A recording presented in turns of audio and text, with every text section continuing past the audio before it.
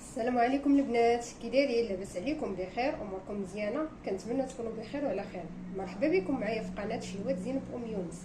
اليوم ان شاء الله غنحضروا واحد الكغاطه بسيطه واقتصاديه ولكن كتجي لذيذه. طلبتها ليا واحد المتتبعه وصديقه عزيزه.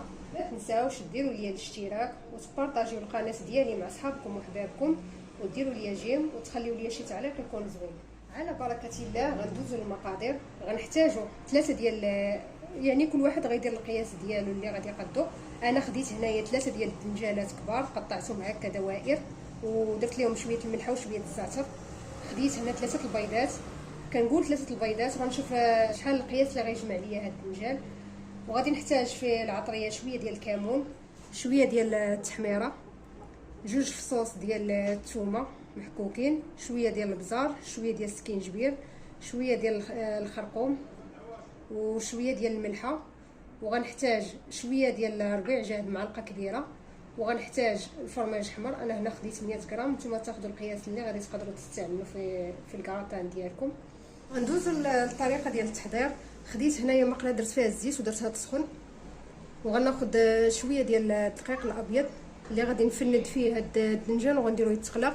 بالنسبه للناس اللي ما كيبغيوش المقلي يقدروا يدهنوه بشويه الزيت ويدخلوه للفران، ولكن هو من الاحسن كيجي مقلي كيعطي مذاق زوين. على بركه الله، بسم الله.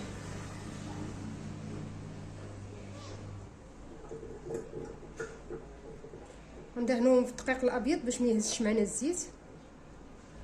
الزيت سخن مزيان. ونقليو فيها الدنجال كامل. من بعد ما كيتقلى لينا الدنجال كنحطوه في شي صفايه وكنكونوا ملكين ليه شي بانيو على حساب، حيت مع غادي نمعسو الدنجال يهبط منه داك الزيت. وفي نفس الوقت حنا غنحتاجوه يعني ممعوس.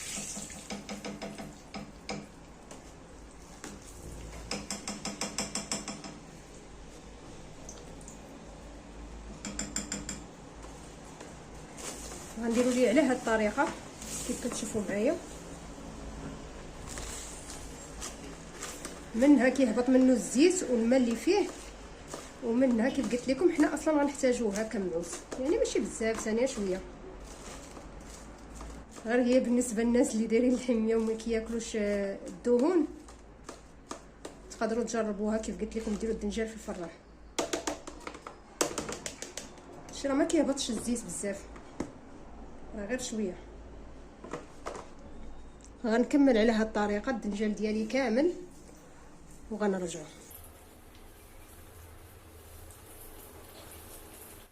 من بعد ما كملنا الدنجال كامل في القليان ومعسناه من الزيت والماء ديالو، خرج ليا تقريبا هاد القياس. نتوما غديروا القياس اللي غيكفيكم على حساب الافراد العائله ديالكم. غنزيد عليه 3 ديال البيضات. الا كان خاصني البيض مازال نزيد بيضه اخرى، ما خصنيش صافي غندير هاد 3، حيت مع الخليط خاصو ما يكونش جاري، يعني القياس اللي يجمع ليا هاد الدنجال.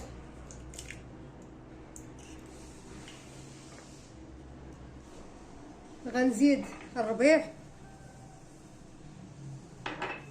غنزيد الثومه، البزار، التحميره، الملح نحاول ما نكثرش حيت ما اصلا درتها في الاول في الدنجال باش قليته، السكينجبير والخرقوم والتحميره. غنخلط هاد العناصر كامله.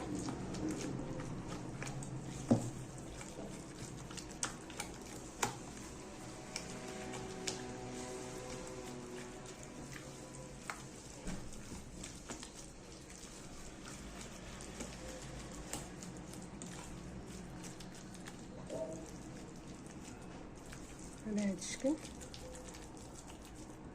الثومه والربيع كيعطيو فيها واحد البنه خطيره. والله ما كرهتكم كاملين تجربوا هاد الكغاطاه، حيت مع عارفه هكا تجي زوينه يعني واقتصاديه، اي واحد يقدر يديرها. خديت هاد المول اللي غندير فيه الكغاطاه، مول ما كبيرش بزاف.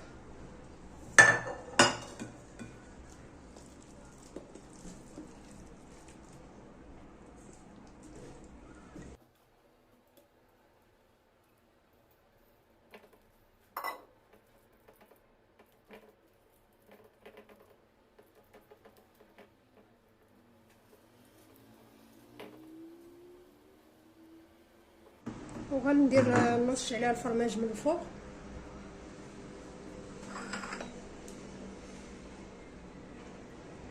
حتى الفرماج تا هو كيعطيها تعليكه زوينه.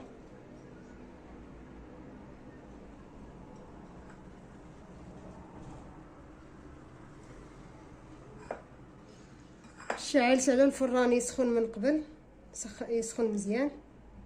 غنشعل عليه من الفوق ومن التحت غير يتجمع ليا البيض في الكغاطه ويذوب ليا الفرماج، وغنخرجوه ونوريكم الشكل النهائي ديالو. من بعد ما وجدات معايا الكغاطه وطابت، خشيت الموس في الكغاطه لداخل باش نشوف البيض واش طاب ليا. فاش كيخرج معكم الموس ناشف كتعرفوا الكغاطه ديالكم راه طابت، والشكل ديالها النهائي جا على هذا الشكل. كنتمنى الوصفه ديال اليوم تنال الاعجاب ديالكم، وما تبخلوش عليا بجيم وشي كومونتير زوينه. ندوزو دابا نقطعو طرف نشوفوها من الداخل كيفاش جات. من بعد ما قطعتها كيجي الشكل ديالها النهائي من الداخل على هذا الشكل. راه كتجي زوينه بزاف وبسيطه واقتصاديه. اللي جرباتها تخلي ليا شي كومونتير زوين. الى اللقاء في فيديو جديد مع حلقه جديده ان شاء الله.